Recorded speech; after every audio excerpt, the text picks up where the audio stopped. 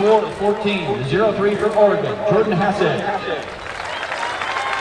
Your runner-up in 4:14.02 from Georgetown, Emily Enfeld.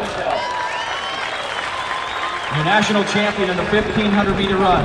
Back home, where she prepped at Dowling Catholic, now a national champion for the University of Washington, Katie Flood.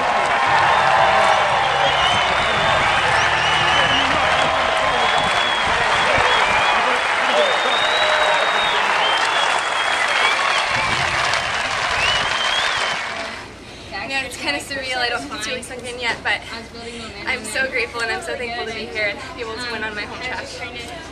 Take me through that race. It seemed like you made a move on the third leg.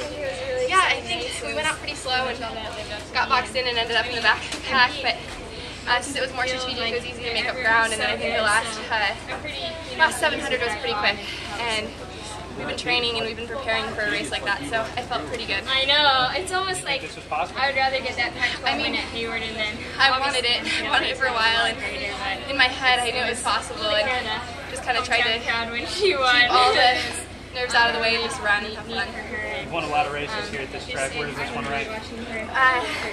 You know, this would have to be the best race I've ever won here. So much work has gone into it, and so many people to thank for what happened today, and I'm just really grateful. Katie, what were you thinking when you are back there about 7th place on that first line? A little nerve-wracking? I think it would have been more nerve-wracking had we been going at a pretty hot pace, but since we were through in 70, it ended up being a strategic first couple laps. I was comfortable and I felt good making the ground back up. I didn't feel like I exerted myself too much. And then were you concerned the Oregon runner might pull away there a little bit? It looked like you maybe made your move almost quicker than you wanted a little, or was that about what you had planned?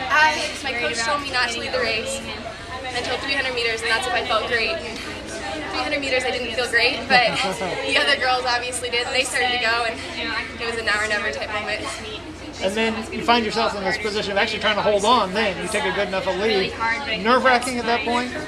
Yeah, you know, that's exactly what my coach said to me. He said, if you're going to take the lead, you're going to take the lead for the rest of the race, and you're not going to let anyone pass you. So I took it pretty early, a little rush of adrenaline there, knowing that that's how I needed to finish, and yeah, I just went for it. What's it like? You've obviously heard that ovation before, but probably not quite in this setting. Can you put it in context? Yeah, it's always been so fun to run in front of such a supportive crowd, and at drink relays, they're always there cheering, whether it's raining or 50 degrees. But to be back here and just get a one race here, have that same crowd and that same feelings, and it's a great feeling. Did it help a little to get, in a sense, last year out of the way of coming home and being the hometown favorite? You kind of get it out of the way last year, so this year you can just kind of tunnel in?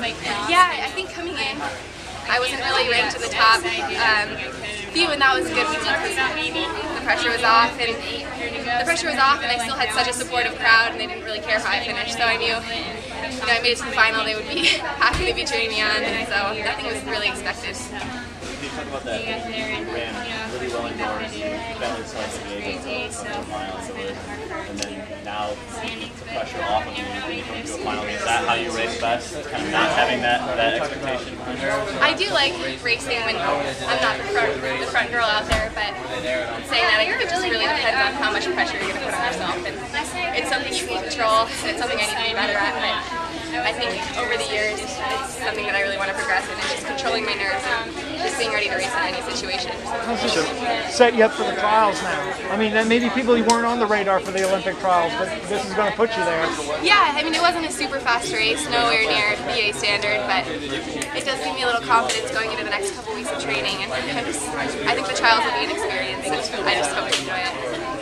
You've shown a lot of talent over a lot of different distances.